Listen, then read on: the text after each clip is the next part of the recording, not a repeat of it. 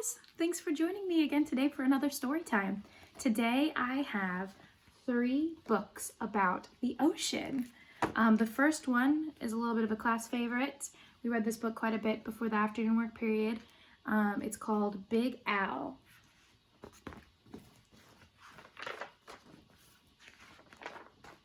Big Al by Andrew Clements.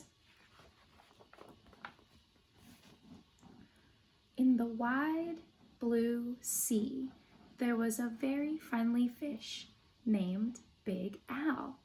You could not find a nicer fish. But Big Al was also very, very scary.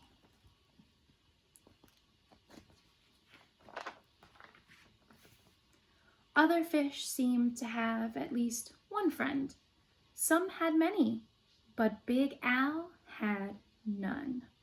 He did not really blame the other fish. How could he expect little fish to trust a great big fish with eyes and skin and teeth like his? So Big Al was lonely and cried big salty tears into the big salty sea.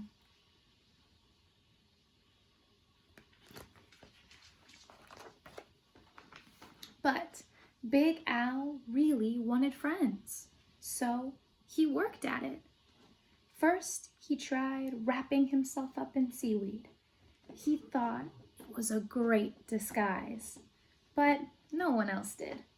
Who wants to stop and talk to a floating plant that has big sharp teeth?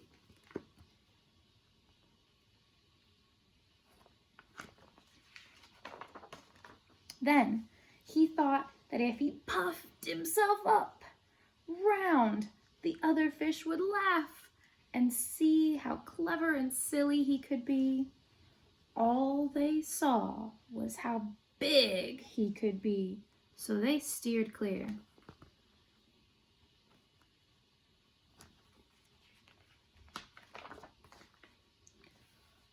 Very early one morning, Big Al went down to the bottom and flopped and wiggled himself into the sand until he was almost covered up. He looked much smaller. When other fish came near, Big Al talked and joked with them and had a delightful time. But then one scratchy little grain of sand got stuck in his gills, and he sneezed. When the clouds of sand cleared away, all the other fish were gone.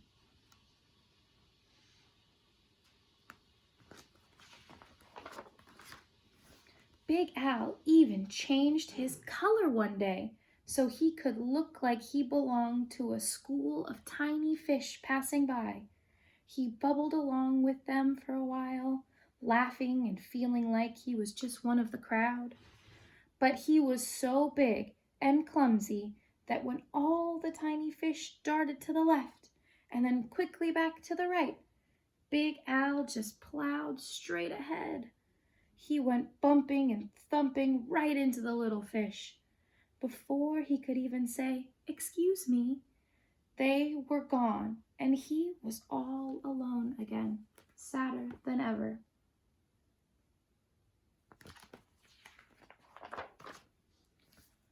Just when Big Al was starting to be sure that he would never have a single friend, something happened. He was floating along, sadly, watching some of the smaller fish and wishing they would come closer. As he watched, a net dropped down silently from above, and in an instant, they were caught.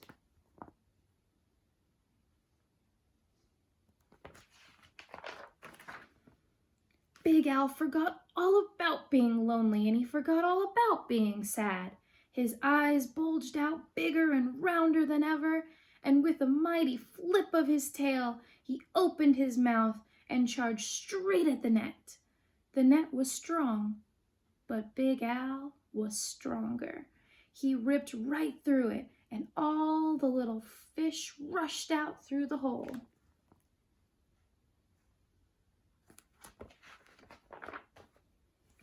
But when Big Al tried to turn around and go out of the hole, he got all tangled up in the net. He was stuck. The net went higher and higher towards the bright surface of the sea, and the little fish watched Big Al as he disappeared above them.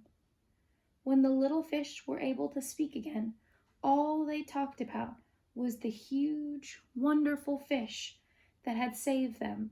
How great to be free, but what a shame that big fellow had been captured.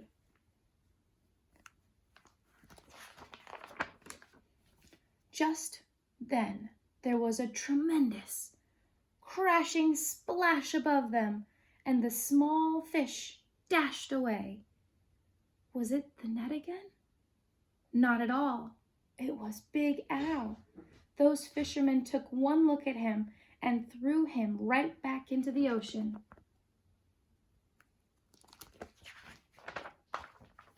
And now there is one huge, puffy, scary, fierce-looking fish in the sea who has more friends than anyone else. Big Al.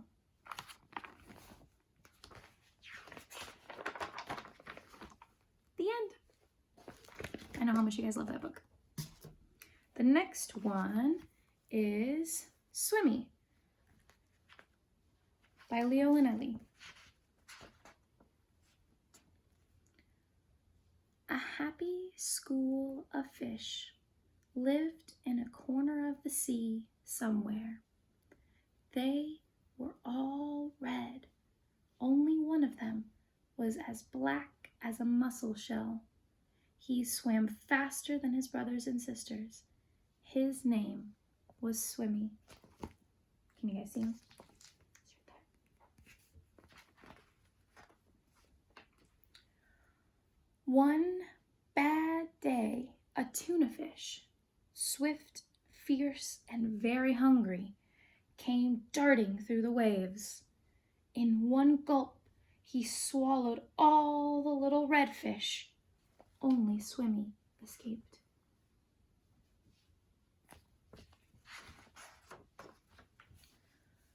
He swam away in the deep, wet world.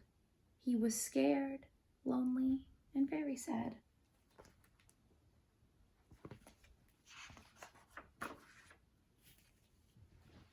But the sea was full of wonderful creatures, and as he swam from marvel to marvel, Swimmy was happy again. He saw a Medusa made of rainbow jelly.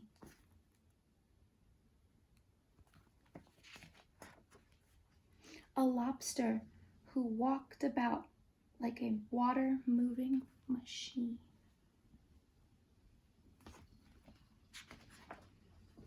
A strange fish pulled by an invisible thread.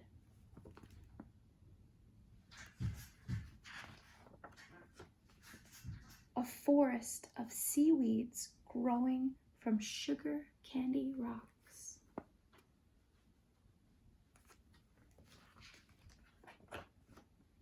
An eel whose tail was almost too far away to remember.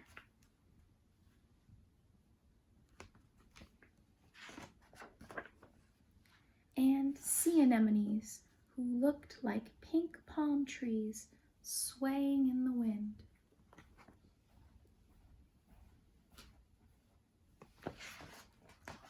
Then, hidden in the dark shade of rocks and weeds, he saw a school of little fish just like his own. Let's go and swim and play and see things, he said happily. We can't, said the little red fish. The big fish will eat us all. But you can't just lie there, said Swimmy. We must think of something.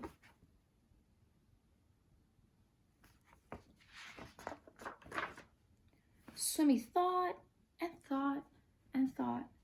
Then, suddenly, he said, I have it. We are going to swim all together, like the biggest fish in the sea. Sounds like a pretty good plan.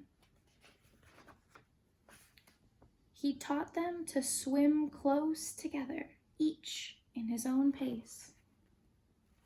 Good them forming a big fish.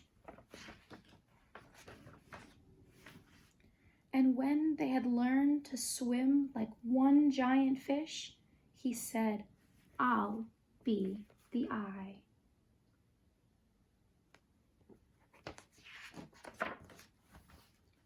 And so they swam in the cool morning water and in the midday sun and chased the big fish away.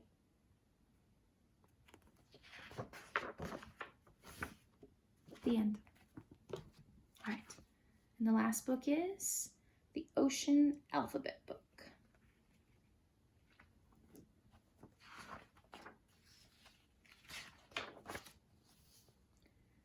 A. A is for alphabet book. A is also for Atlantic Ocean. The fish and other creatures in this book live in the North Atlantic Ocean. B. B is for bluefish. Everyone loves to catch bluefish because they love to fight.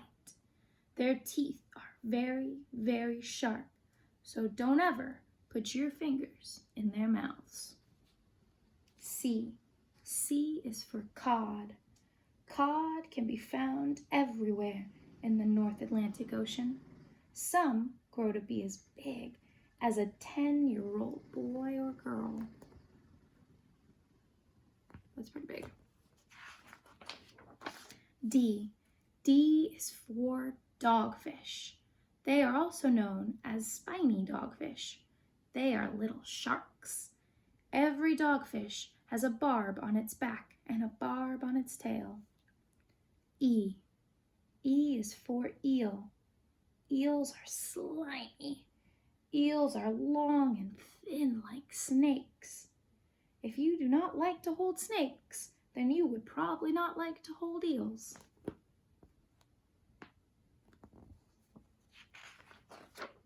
F. F is for fiddler crab. Most crabs have claws that are the same size. Fiddler crab has one big claw and one tiny claw. G. G is for goosefish. A goosefish is ugly looking. It has lots of teeth. Its mouth is as wide as its body. Goosefish are also called monkfish. You guys think that's what Big Al was?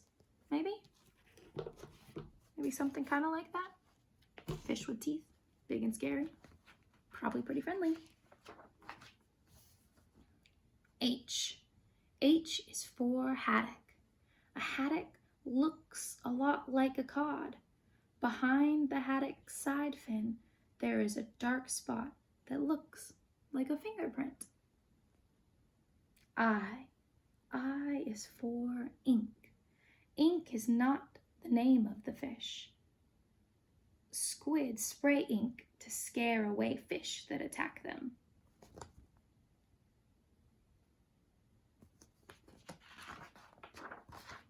J. J is for jellyfish. Jellyfish are soft, gooey, and see-through. Their dangling arms can sting if you touch them. K. K is for killer whale. Killer whales are mammals. They are not fish. They are very beautiful and can jump completely out of the water. L. L is for lobster. Lobsters are reddish green and blue. When they are cooked, they turn bright red. They have 2 claws that can pinch. They have 8 legs. They also have 2 antennas that help them find out where they are. M. M is for minnow. Minnows are little fish. Usually, they are only as big as your fingers. They can be found in shallow waters, marshlands, and creeks. N. N is for northern puffer. If you touch a puffer, it will blow itself up like a balloon. O. O is for octopus. This octopus is scary looking, but it will not hurt you. It has 8 arms. Can you imagine shaking hands with an octopus? It could take all day.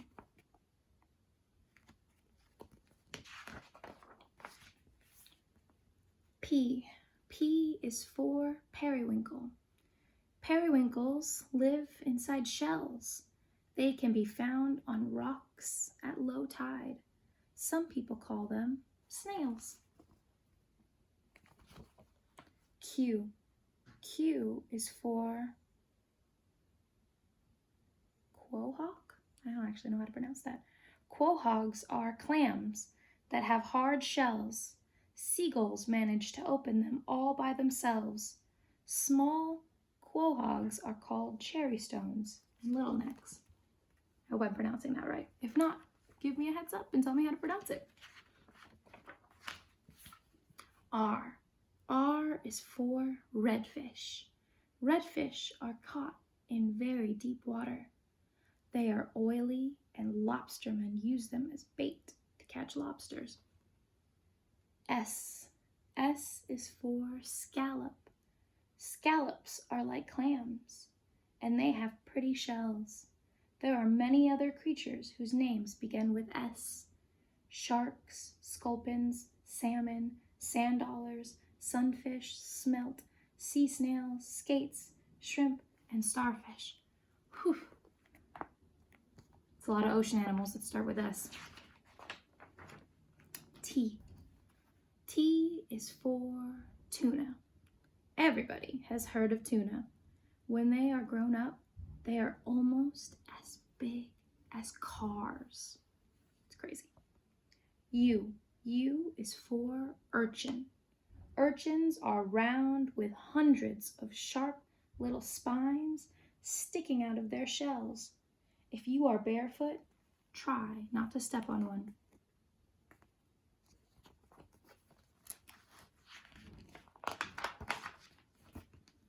V. V is for viperfish. Viperfish live in deep, dark waters. They have lights inside their mouths and along their sides to attract food. Oh, that's scary fish. W. W is for wolffish. Wolffish have large teeth and strong jaws that are used to open their favorite foods: quahogs, scallops, clams, and mussels. Ooh, I didn't know there were so many fish that had teeth. X. We cannot think of any fish whose name begins with the letter X. Can you? X. Oh, we found one. X is for